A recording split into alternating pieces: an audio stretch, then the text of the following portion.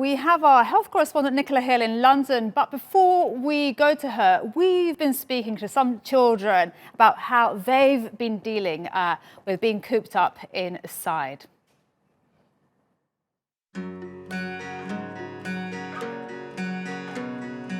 Not being able to get a haircut. I miss playing football, I miss seeing my friends, I miss travelling.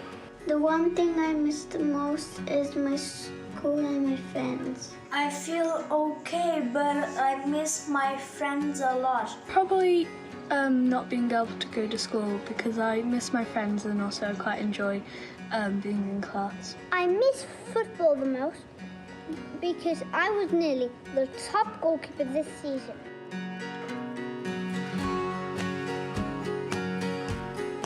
Go on holiday. Go out for a Mexican meal with my friends. I'll ride my bike and have a haircut. Probably go out with my friends to the cinema or go out somewhere to eat. I'm going to be playing at school, doing fun activities. I'll go to the park and play with my friends. I would go travelling to South Africa. I go to the park and play with my friends and get to see my BFFs again. So sweet. Now, next, of course, we have our health correspondent Nicola Hill ready to weigh in, and she's there live for us in London. We've just heard the most amazing personal testimonies from kids, and when you hear that, it really does touch you. Nicola, from a health point of view, what has this lockdown done to these children and other children around the world? Well, it's certainly, it's lovely hearing the fact that they're all missing their friends, and that's the main thing that most people are concerned about. I've been chatting to an educational psychologist, Dr. Nick Jarrett, and he says that as long as parents manage to, in a way, maintain that contact with friends, to allow children to socialise, because that's what's so important. Children learn through socialising.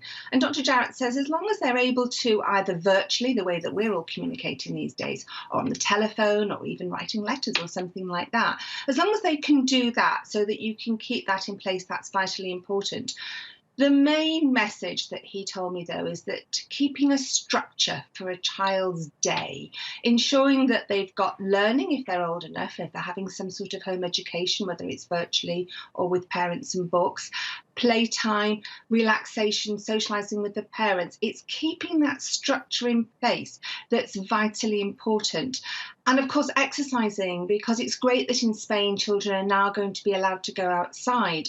It's not just because we want them to be fit and not to become obese, but exercise itself is a feel-good. It makes them feel so much better. So keeping that in place is also important for them. Absolutely, and it's interesting what you said about playing, because that's what we heard from a lot of the children there.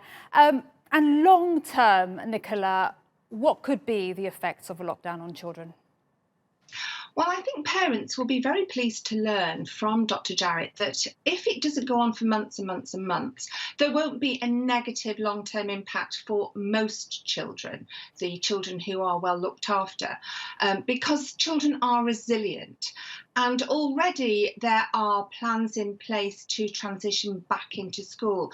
So if parents have enabled this structure to be in place so that children have been working to a timetable, and I've been chatting to some parents and they say that's effectively what they've done. They've drawn up timetables and pinned them up on the fridge to tell the children what they're doing each day. If those are in place, it will make it easier when kids do go back to school.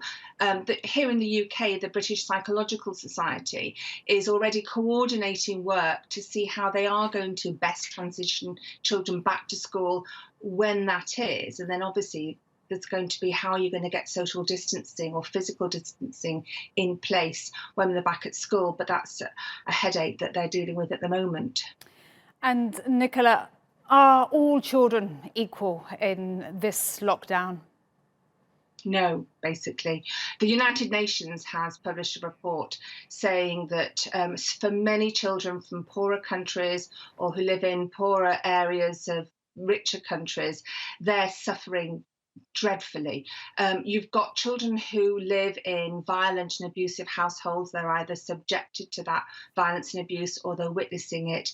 And then you've got children who don't have food. The UN says 370 million children in 143 countries rely on free school meals, probably for their only daily amount of food a day, and they're not getting it. And so the UN's calling on policymakers and governments to do what it can to improve the situation, to make sure these children are fed. And also, it's great we're talking about this virtual education that's going on, but over 30% of countries aren't providing the same online educational resources that we're getting in places like Turkey and places like the UK. And so those children are also suffering because they're not progressing academically as well. Nicola Hill in London, fantastic to speak to you, and a happy Children's Day from Turkey.